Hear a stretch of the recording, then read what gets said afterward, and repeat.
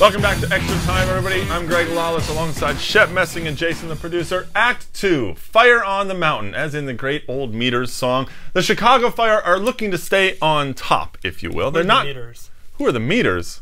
Oh my goodness. It might be an age thing. I think I know the song. One of the best bands from New Orleans ever. Remember the Neville Brothers?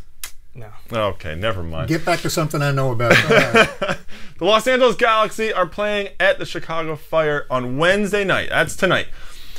Lots of stories in this one, obviously. Both teams going through some strange little upheavals, if you will. Beck's red card, obviously, is a big part for the Galaxy. They're not going to have David Beckham in this game. I think this is a greatly anticipated matchup for all the right reasons. Chicago, and we've picked on them before, they're doing better at home now. I think 2-0-1 the last 3 games.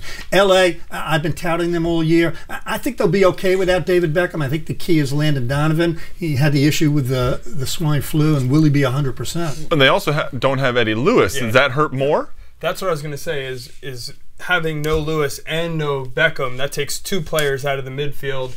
You don't know the status of Edson Butto, Leko Eskandarian. Now you're getting into the depth of the LA Galaxy, which I'm not sure there's enough of to get through. What I will say is Gonzalo Segares is out for Chicago with some injuries, so maybe we see Landon Donovan playing on the right side of the midfield to kind of attack the weakness in the Chicago backline. Right, especially if Butto or Eskandarian can go up top, that gives them that other option up top. We've talked about Chicago and their struggles at home.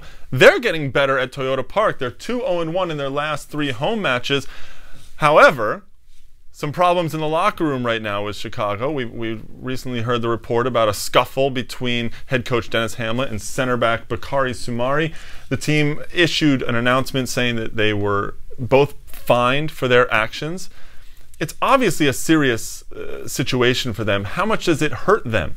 I actually think it helps them. First of all, both of those guys, Dennis Hamlet and Soumare, quality human beings.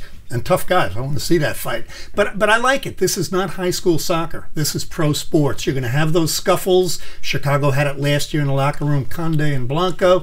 I think it's good for the team. I think Chicago's like the 90210 of MLS. They have all the drama in their locker room with Blanco, Conde, Soumare now. But the one thing about Soumare for me is that's a guy you need on the field, especially with Conde coming back from injury. Chicago has some depth, but when you're playing the best teams in MLS, you want to have Soumare and Conde on the field. Well, Soumare's been training with the team this week, and Los Angeles and Chicago obviously both in very good positions to make it into the playoffs. There's some other teams, however, that are on the brink. The playoff race in MLS is really tightening up. Still about 10 games to play for every team, or about 10 games. But things are already tight. Let's go over the playoff format really quickly once. The top 2 teams in each conference automatically make it into the playoffs, and then it's the next best 4 regardless of conference. So it's a great format, number one. It makes it exciting earlier in the season as you have more people chasing. Right now, Colorado holds that last playoff spot, but teams behind them include the New England Revolution on the other side already chasing them. How great is the format? DC United now on the other side chasing. So how great is the format? Yeah, it's excellent. And we see it in how these are meaningful games, really with so many games left to play. Nobody wants to be left out. Everybody is still, not everybody, but most teams not still New York chasing, and not San Jose. still chasing a playoff spot. I think it's testimony to that format you just mentioned. And you never want to see the 5th team in, let's say, the Eastern Conference who has more points than the 4th team in the Western Conference. They don't make it into the playoffs. You want the best 8 teams in there. Well, the New England Revolution right now are 6 points behind the Colorado Rapids. However, they have 2 games in hand. Can this Revolution team, a lot of veterans, or you could say maybe aging, either way you want to look at it, can they catch up? I think the schedule is in their favor, but I don't think they can. I think the best thing they have going for them is Stevie Nicol and Paul Mariner. They're going to do a great job with what they have on the field, but without Taylor Twellman, I don't think so. Right. Well, Showery Joseph playing very well, but they've had to play him at striker sometimes in order to deal with that. Chivas, they finally won against New York, so I don't know if we count that for. Does that count for 3 points still? It counts for 3 points, but I'm not sure how much respect it earns. Yeah, maybe not. Do they have enough to really finish it out and make the playoffs? I don't think so. I think the one thing we saw from Chivas this weekend was Sasha Kleshton, a lot more active, a lot more involved, and they needed that. And you know, maybe Padilla comes and he adds another element. I'm not saying they don't have a shot at it. Obviously, they have a shot because they're holding a place right now and have games in hand.